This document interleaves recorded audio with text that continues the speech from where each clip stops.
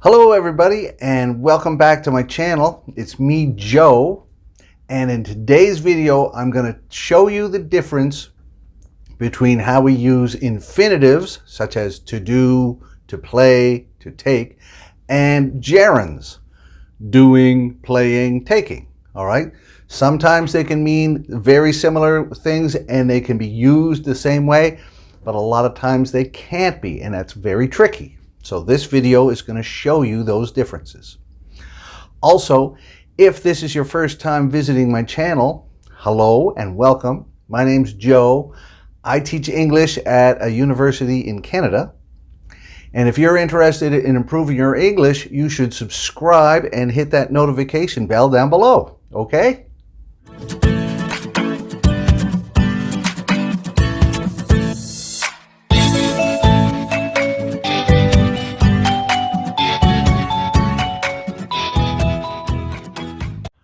Okay, so there's 5 main things that I want to teach you about infinitives and gerunds. Okay, it gets kind of complicated, so I'm breaking it down into 5 different things, and I'm going to use the whiteboard to show you. I think it's probably clearer if I show you on the whiteboard rather than just tell you. The first whiteboard that I'm going to show you, I'm going to talk about the first 3 differences, and those differences are they can be used after certain verbs. All right, you use infinitives after certain verbs and gerunds after certain verbs. Also, there can be verb and object combinations that need an infinitive. And after adjectives, you need an infinitive. For the gerunds, they're used after prepositions, and I'll show you that, what I mean. Don't worry. And they can be also used as subjects and objects in sentences.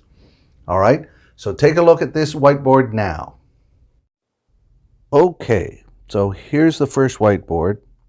Certain verbs go before in the infinitive, such as agree, arrange, fail, hope, need, and want. Different verbs go before gerunds. Avoid, consider, deny, enjoy, imagine, mention, risk. Now there's more words like that. That's not the whole list. Number 2, you can put infinitives after verb-object combos. Advise her to do something, encourage her to do something, invite her to do something, or tell her to do something.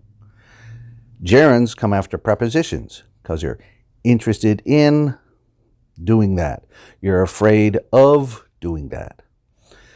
Infinitives come after adjectives. I'm eager to see you. I'm eager to do that. I'm sorry to have to say this. I'm sorry to do this. And gerunds can be subjects or objects. For example, gambling is a bad habit. I love dancing. Dancing is the gerund, okay? All right, so that was the first 3 differences. All right, you might have to watch that again because there's a lot of information there. The next part, difference number 4 that I'm going to talk about is with these particular words: stop, remember, forget, regret, and go on.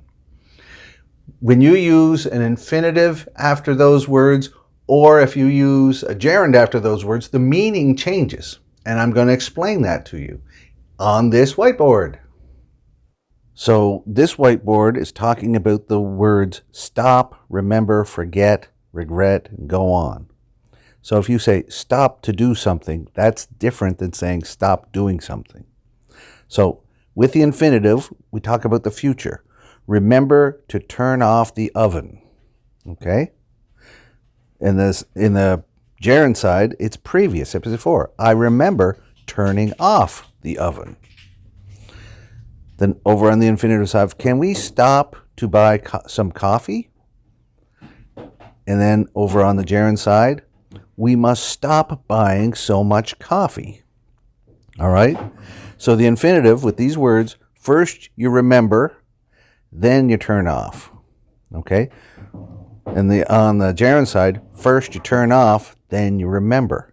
So it changes how you're doing it. So let's try to, I hope I don't forget to do something. I hope I don't forget doing something. Okay, you see the little bit difference there? I hope you understand that. All right, and now here's whiteboard number 3. And in this one, I'm going to talk about the words like, love, and hate. Okay, so you're going to see some differences there. Sometimes these are always true, but in general, some, not always, but you'll see the difference on the whiteboard, okay? Okay, so on this whiteboard, we're talking about the words like, love, and hate. So with the infinitive, to do, these are occasional actions. But like, love, and hate, doing, these are regular likes and dislikes. Okay? For example, if we say, I hate to say this, but, so that's just something that happens occasionally, not all the time. Or, I love to walk on the beach. So that's just occasionally, once in a while you do that. But if we change it to gerund, I like dancing. So that means anytime. That's a regular thing that I really enjoy.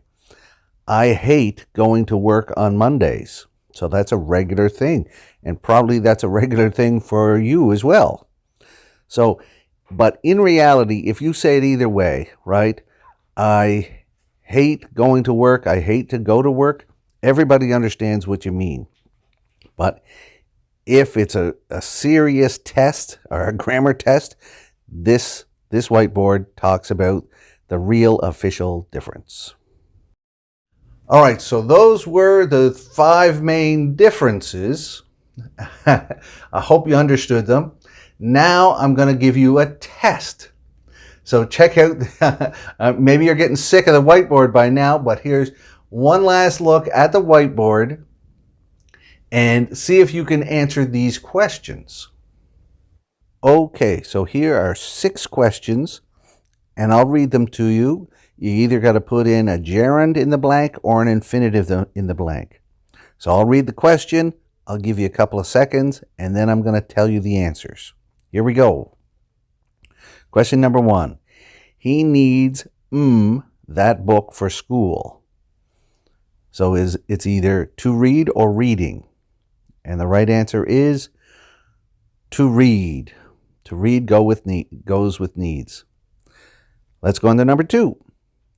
She stopped last month. So it's either to smoke or smoking. And the right answer is smoking. She stopped smoking last month means she quit. All right. Number 3.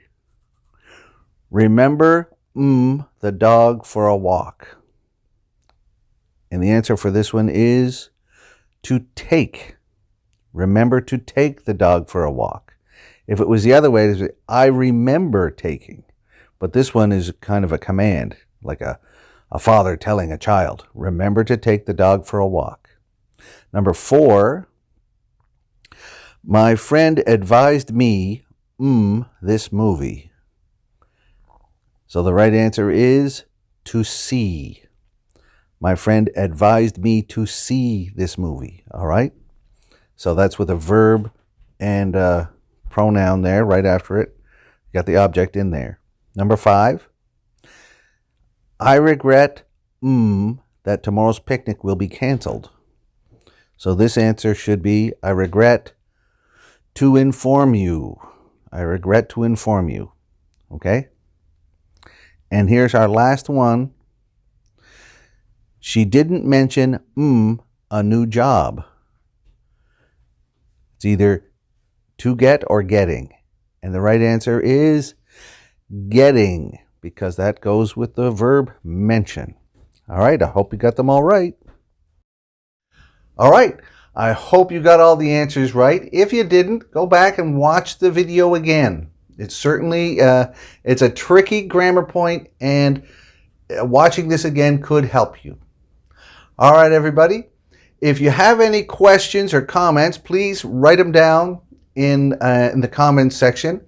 Also, if you can think of any other grammar points that you'd like to learn about, mention them there, and maybe I'll make a video for you. Also, always remember to check under the video in the notes. I'm going to put lots of links in there for extra learning opportunities for you. I like to keep everybody learning. And if you're not too tired now and you want to continue watching videos, check out these ones.